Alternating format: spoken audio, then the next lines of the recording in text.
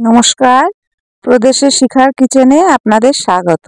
আজ চলে এলাম একটা নতুন রেসিপি নিয়ে। শীতের সবজি সর্ষে বাটা দিয়ে শিমের ঝাল।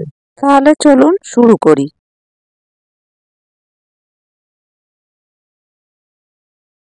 প্রথমে আমি কড়াই বসিয়ে কড়াইতে তেল দিয়েছি। তেলটা গরম হয়ে গেছে।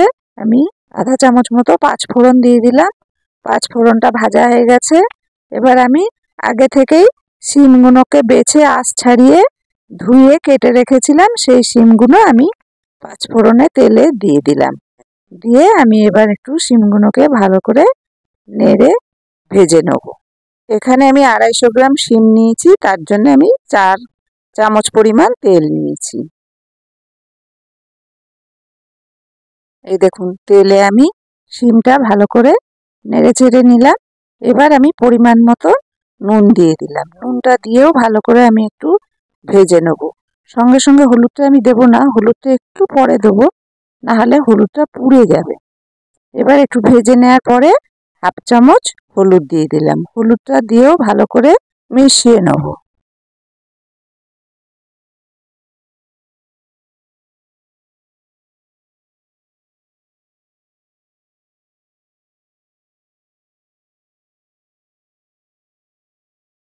নেড়ে চেড়ে এবার আমি 1 কাপ পরিমাণ গরম জল দিয়ে দেবো শিমটা সেদ্ধ হওয়ার জন্য। জলটা দিয়ে একটু ভালো করে নেড়ে চেড়ে আমি ঢেকে দেবো। ওদিকে শিমটা সেদ্ধ হতে হতে আমি 2 চামচ সর্ষে নিয়ে নিয়েছি, সঙ্গে 4টে কাঁচা লঙ্কা নিয়ে নিয়েছি। আমি এটা শিলে বেটে নেব। শিলে বাটলে ভালো লাগবে খেতে, তাই আমি এটাকে শিলে বেটে নেব।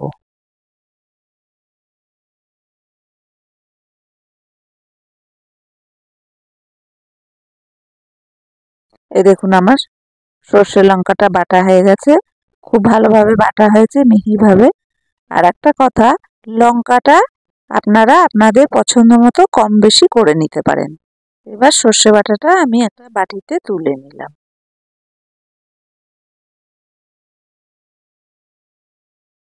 এদিকে আমি এবার ঢাকনাটা খুলে নেব। ঢাকনাটা খুলে নিয়ে এই দেখুন, আমার শিমটা খুব ভালোভাবে সেদ্ধ হয়ে গেছে। এবার আমি শিমটাকে ভালো করে নেড়ে চেড়ে 4 চামচের 1 চামচ চিনি দিয়ে দিলাম। চিনিটা দিয়েও ভালো করে আমি শিমটার সঙ্গে মিশিয়ে নেব আর একটু ফুটিয়ে নেব। খানিকক্ষণ ফোটানোর পর এবার আমি দিয়ে দেবো এর মধ্যে সর্ষে বাটাটা। সর্ষে বাটাটা দিয়ে ভালো করে নেড়ে চেড়ে মিশিয়ে নেব।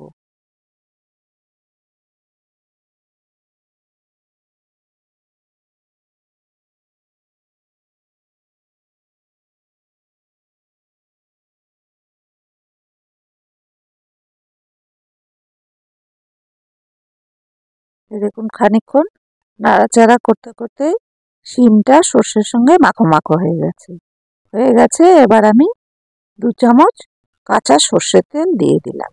কাঁচা সর্ষের তেলটা দিলে শিমের ঝালটা খেতে খুব টেস্ট হবে। কাঁচা তেলটা মিশিয়ে দেওয়ার পরে এবার আমি খানিকটা ধনেপাতা ছিটিয়ে দিলাম উপর দিয়ে। ধনেপাতাটা দিয়ে ভালো করে মিশিয়ে নেব। শীতের সময় যে কোনো সবজিতে তো ধনেপাতা দিলে সবজির টেস্টটা বাড়িয়ে দেয়, তাই একটু ধনেপাতা দিয়ে দিলাম। আর এখানেই আমার শিমের ঝাল একদম রেডি।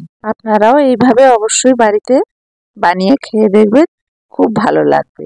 আর অবশ্যই কমেন্ট করে বলবেন কেমন লাগলো। আমার এই রেসিপির ভিডিওটা ভালো লাগলে লাইক করে দেবেন, শেয়ার করবেন আর আমার চ্যানেলটা সাবস্ক্রাইব করে দেবেন।